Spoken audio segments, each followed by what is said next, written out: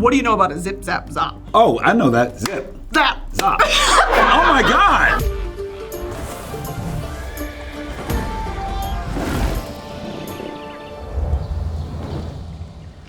Welcome to Royal Court, the show where pop culture royalty compete for a spot on my trusted council. I am your host and queen, Lady Brittany of House Broski, and today I'm joined by a playwright, director, and two-time Oscar nominee, Colman Domingo. Please welcome, affectionately known as the Joan Rivers of the realm, Lord Colman. Oh, my lord! Hello, Fabulous! Hello, darling. How are you? Doing quite well. I'm quite well as well. Oh, you look fabulous. You look fetching. Thank you. Can I just say the cape is eerily it works. It you know does? what I mean? Yeah, it's good, it feels right? natural on you. It feels like, wait, why is my, why is that doing? Your breast. Except I have one big breast in the middle. Okay, no, what's happening here? Yeah, this is, yeah, it feels like it's a natural thing that I should wear a cape. I agree. If you need it for, a loan out for the Met Gala, you just let me know. Okay, perfect. Thank you. I like your cape. Your cape is hot. Thank you so much. Yeah. Yes. Are you ready for the trial set before you today? I think I am. I think I am. Without further ado, let the trials begin.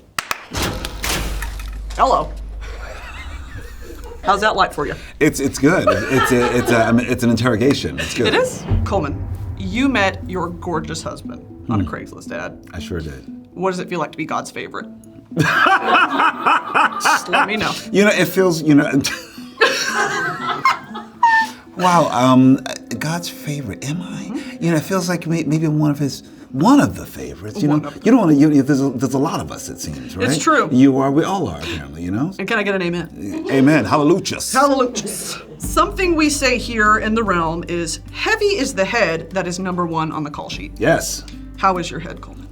My head is, it's quite, my head is quite, my brain just went to 3 different places. How is my head? I'm like, good. How is your head? Depends. Depends on the day, the moment, the person. Exactly. Head game is strong.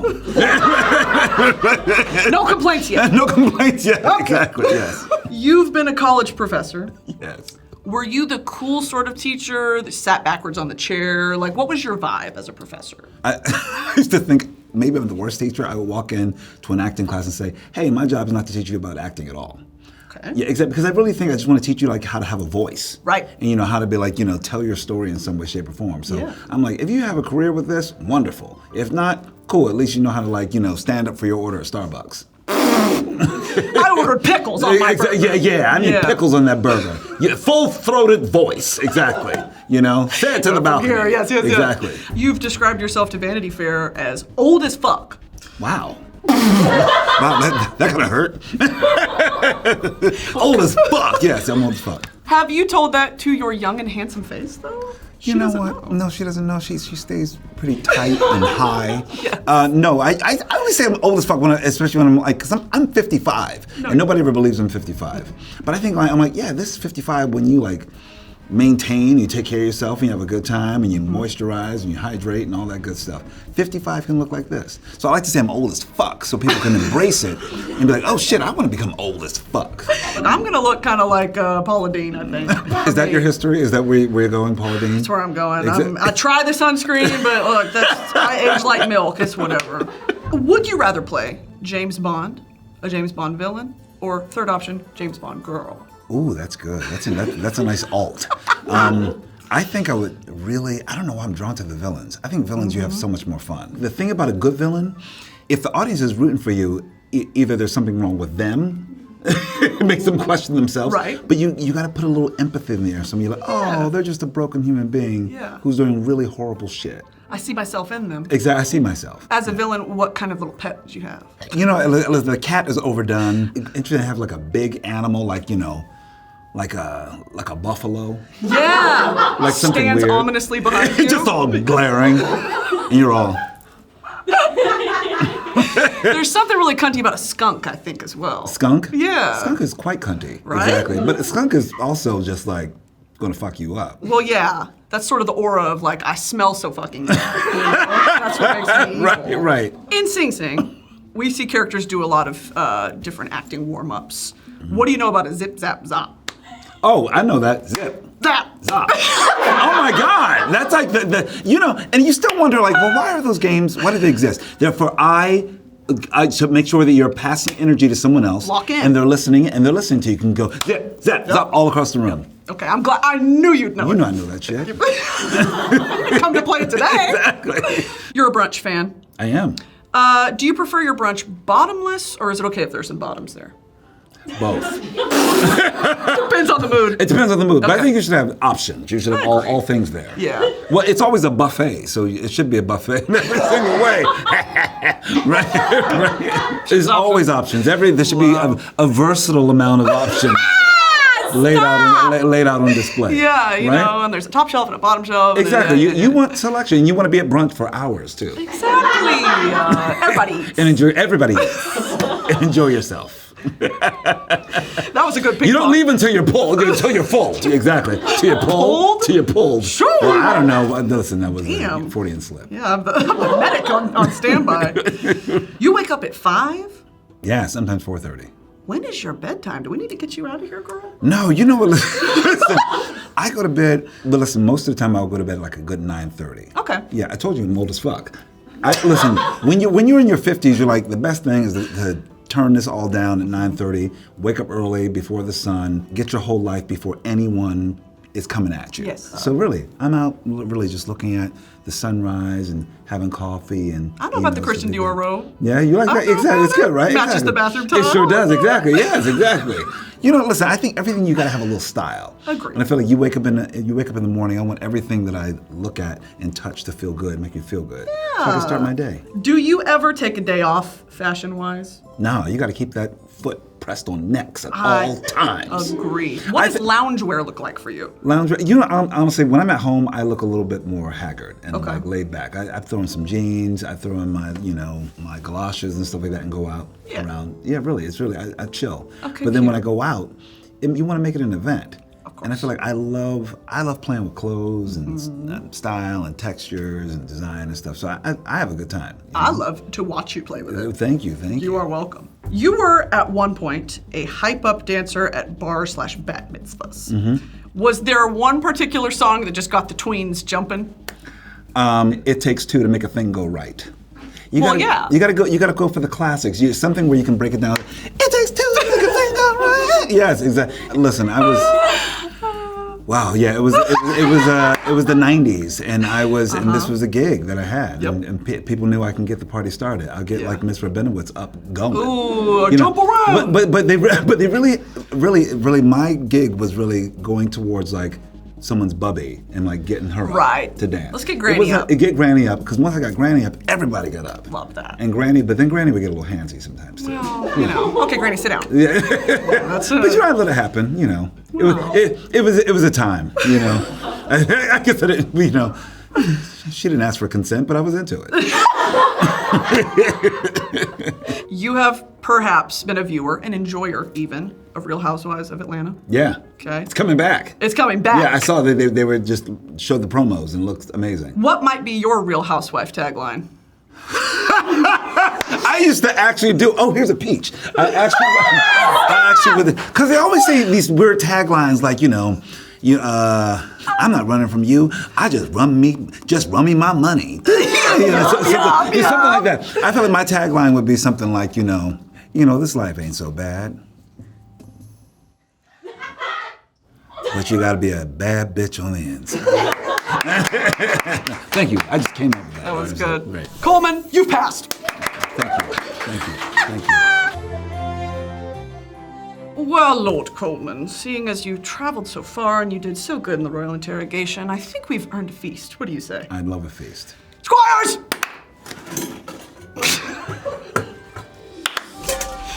Oh! What do you know about a deviled egg with I know paprika? that. Listen, I love a deviled egg with paprika. I think, does it have some dill in it? Little bit. First of all, what I love, because I judge the color of it. Yes, let me know. Because it has mustard in it, which is good. We got some relish up in here, that'd be good too. We'll see. But we'll see. I'm gonna don't judge look too it. hard. Don't go too hard. Yeah. Damn. Should we? Okay, should we do a little... Who made this? Well, my crew, of course. My resident chef, me. Okay, this is good as shit. You like it? It's really good. I'm so glad. Oh, it's good. Because people can fuck up a devil egg. Especially, look. Apparently I haven't eaten in years. Look at me. Just coffee and eggs in your stomach right now. That's crazy. Exactly. Yeah, that car's gonna smell It's crazy. going to smell really good around here in a minute. Okay, Colman. Should I keep eating or just like... You do you. Okay. You're my guest. Okay. I have a question for you about fragrance. Okay. You're a fragrance connoisseur. Yes. Because you have how many total? I would say about 110. Oh, It's crazy. that's a passion. Well, first of all, I want to know the notes. Like, what are your sort of favorite notes in a fragrance? What makes a beautiful fragrance? I love things that are like fresh and clean, have a little oud in it. I don't like things that are too heavy. I like bright, things that smell like you're in a garden in a way. Yeah. I love things I love like things that are floral too, like gardenia. Usually when I combine, I love layering scents as well. Layering is hot. It's Yes. sexy. I didn't know about layering. It's in. It's very in. It's very in vogue. But like, put some here, and then you put some here, and it's different scent here, and the people that keep catching something different. Yup. You always want to put some on the back, so when you walk away, they're like, Yup. oh, or when they hug you. On the fupa. On the fupa. So just like, and they're all. Yeah, a little bit, yeah. Okay. It's before they go to the. Exactly. To the special place. Yeah. Before they go downtown, they're like. Before they visit me. But I think that's very kind of you too. I appreciate that. It's very kind. I do like a cedar sort of mossy base Okay. note. Yeah. But sometimes that can be really cologne-y, and I like a sort of androgynous. Me too. I like an androgynous scent. Yes. Do you There's know about Maison Louis Marie? No, I don't. I'm gonna let you smell something later. It's- Okay. You would love. I think it's Are you what gonna spray it on your fupa? I'll spray it on your. I think make sure. I just want to know where I'm going. Where's my nose headed? Where's my nose going? Oh my God. That's the second time I've talked about my fupa this week on this show. You know what? Fupas are underrated. We should embrace them more and talk about them. Bring them back. They are back. They are back big way. and living. After the month of January, they're back. Okay. You were a bartender. Yes. For 15 years. Yeah. What is the worst bullshit drink that people would come up and order and you'd be like, have to make this again? Oh, like a Long Island iced tea. Just Or every or an an adios Alabama, motherfucker. Any Alabama Slammer, those kind of bullshit drinks. Like when I was bartending, it was about that kind of stuff. Yeah. Before it became craft cocktails, it was like I would just throw shit in and just make it red. Make it red and make it strong. Get out of my face, tip me well. Yes. Yeah, And exactly. have a great night. Have a great night. Sometimes I didn't even know what the fuck I was putting in there. That's so funny.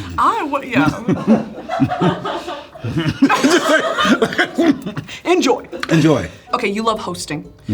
What makes a good host, and do you do themed parties? Does that kind of assist? Theme somewhat. Okay. But I think to be a good host, first of all, and I'm very opinionated over Let this. me know. It's gotta be about good music, great lighting, Thank you. good music, good food. You gotta have the scent of, if it's not candles when people come in, it's something baking or something good. Yeah. And for me, it's like, it's a little garlic. Some people don't like garlic, onion, whatever. Something sauteed going on. Right. Usually before people came, everything's almost done. Because I want things to be hot and ready. When I've had dinner parties, I would get really annoyed if I spent 6 hours making a meal and people just come in sweats or they come after work. I'm like, yo, you gotta dress up a little bit. That's a great point. Yeah, you gotta do something. You gotta make it an event. Yeah. But like a lot of times I like having like a pool party and I would actually smoke. I would smoke ribs for like 6 hours. And so if I'm doing all this work, You're doing smoked meats for a pool party? I smoke meats. Damn, Yes, okay. I smoke meats for it. And then I want you to just come. You got to bring the vibes. You got to bring all of it. You got to join in. You got to swim. You got to dance. You got to go full out. So and usually when people come to my house, they come at like 2 in the afternoon and leave at 2 in the morning. That's a great house party, though. Because it just keeps riding waves. People are we going? No, we're not going. Let's order a pizza. Let's keep going. Love We're back in the that. pool. We're back in the pool. Yeah. Love. Yeah. It was really important to me, like as I became an adult, to be like, I want a house where this is the crash spot, where Yeah. I have guest rooms and it's comfortable for a guest, not Yeah. just like, I guess you can sleep on the couch. Like I want it to be an event, Yeah. and it's been the joy of my life to do that. Isn't it beautiful? But that's also like California living too, don't you It think? is. I think it is it like is. like people entertain more at their homes. Yes. You want people over, So Yeah. I love doing that too. So cute. You are a co-chair of the Met Gala. I am. Thank you, God. And I wanted to know what, in your opinion, makes a great Met Gala theme?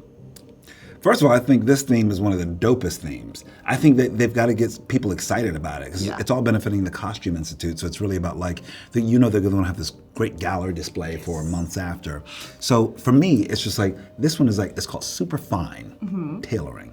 Honoring the black dandy, which is cool. And looking at men, like how black men have created style for as long as we can forever. Remember. Exactly. So that got everybody excited. Like black designers will be highlighted. You just got to get everyone excited about it. And I feel like you want to get into the fantasy of it. My first year going to the Met Gala last year, the thing that I literally told Miss Anna Wintour after was, I felt like I was in art. And I think that's the best part of it. It makes you feel like every detail, the food, the environment, the lighting, the carpet, you felt like you were inside a painting. And I think that's kind of cool. We need those moments. I agree. I mean, look what you, I think that's why I'm so obsessed with this. This is what you've just given me. I'm like, oh, it's not just a come, sit down, chat. You've given me like a fantasy. A fantasy. We need some more fantasy. I agree. I think especially nowadays, it's like that escapism is so important. To do it to the level that the Met Gala does, it has to be polished. Yeah. And when I see somebody looking crazy on that carpet, I say, I'm pissed off. Exactly. Yeah. Because you're like, is that what you decided to do? Right. Like when guys just wear like, oh, I'm just going to wear like a tuxedo. Dude, really? Maybe with some satin. It's the Met Gala. It's the Met Gala. Colman, you've passed. Oh, thank you. Well, Lord Colman. Yes, darling. We've reached the part where I need you to make your family crest. And to do that, I've got these wonderful markers in my dragon head. And you go ahead and just take those prompts and you draw whatever comes to your little mind. And I use my very, very British accent. Ah, yeah, it's receipt from upstairs. Mine is one of those like this. When he speaks like this, of course. Like he's always eating something, of course. Okay, let's talk Sing Sing. Watching these men who society paints as tough and dangerous, watching them be so vulnerable and together is so uplifting. And I wanted to know the feeling of watching a project like that come to life. When you watched it for the first time, what were those emotions? I've only seen the movie twice. I saw a rough cut and I saw it once on a plane. And when I first fully watched it, I got very emotional. Because I do think it was the first time that I was really just, I was sort of asked to bring true vulnerability and a lot more of myself to it than I've been allowed to as an actor. Usually I'm building a character and it's so outside of me and it's all this other information. But this one was like, I have to find how Divine G lives in me. He is admirable about him. Someone who was actually doing such tremendous work on the inside, always being in the law library and advocating for other people and taking care of, his soul while he was on the inside. I could have very much be wrongly accused of something in the wrong place at the wrong time. It's just circumstances. Everyone who's in prison is not someone who's done a heinous crime. Some people were just in the wrong place at the wrong time. Sure. And I thought, well, I have to find that part of me. And I have to find that part what makes it a bit more threadbare and stripped down. It's so, heavy. and it's heavy, but also I feel like I know the film is so very hopeful because what I wanted for the film was for it to be tender. Yes. To show that men can be vulnerable. And I think that's a key to our liberation as men. It helps us with our families, helps us with our communities. It's all this toxic shit that we don't need anymore. And we've got to do some work and hold each other accountable to it. Even the idea that we call each other beloved in the film. Right. I think that's an extraordinary act. Yeah. And that was the gift that was given to me by Clarence, my co-star, who said we don't call each other, like the N-word. In prison, we call each other beloved. And this strong, butch dude talking, calling another dude beloved, I thought it was radical. It's endlessly powerful. Isn't it endlessly powerful? And I felt like that's, for me, I'm like, well, that's the film I wanted to create. Yeah. Because I feel like it feels like it's in service to our humanity in every single way, so I feel. Couldn't agree more. Truly. There was times I was watching it and I was like, those moments of pure joy and release. I was like, this feels like watching a bunch of young boys at an after-school program. Yeah. And it was such a fun, when do you ever get to see only men act like that? It was so important. A huge theme that permeates almost every breath of Sing Sing is the idea that being real, being vulnerable with each other is something that men don't get to do. Do you have pockets in your life as Colman that you were able to draw from to bring into your character of that just raw vulnerability? The friendships that I have with men, I feel like I don't see them represented on screen often. I think it's because I know that they exist. And I'm like, well, why don't we see that? We have these other ideas about who we are and how we tear each other down or not, or too strong with each other. But I have very sensitive relationships with men of all ages, hues, backgrounds, sexuality, religions, you name it. Because I think maybe because that's what I offer and that's what I want. And I want that tenderness in the world. Shakespeare always talked about the bonds of brotherhood as being one of the strongest bonds, as well as sisterhood. More than like husband, wife, you know, things like that. But it's like brotherhood and sisterhood are the strongest things. And if those things are solid, you can do anything. Then you can be good for your relationships and all. That's the thing that I think I know I've experienced, even from, I would say, from my father, who used to kiss me and cuddle me and make me feel so special. So I always had I think I was a soft kid growing up, what they called a soft kid. And I used to be challenged by being a soft kid. But my parents always supported me being soft. Love. They said that, be kind, be loving, that's okay. You know, but it takes you a while because, you know, you're a teenager that wants to be tough and hard. Of course. But I just like, you know, almost like my own resistance, because that's just was my nature. Radical tenderness. Radical tenderness. Very much. I like that. Radical tenderness. We need more of that. We do. Out Magazine called you the first black gay movie star. Ain't that something? How does this recognition make you feel, especially as someone who had to put in a lot more work than the average man? I'll tell you this, titles and things like that are markers always make me like flinch for a minute because I just think of myself as a person. And then people they put a lot of, you know, markers on you, and I realize how great it is too, because, you know, like it's recognizing that there has never been one in this space. Imagine. And I realized that years ago. I went in to teach a workshop at University of Wisconsin, and this one kid stood up and he said, "Hey, Mr. Domingo, can I ask you a question?" I was like, "Sure." He said, "Do you realize that you're doing something that no one has ever done at the level that you're doing it?" And I was like, what do you mean?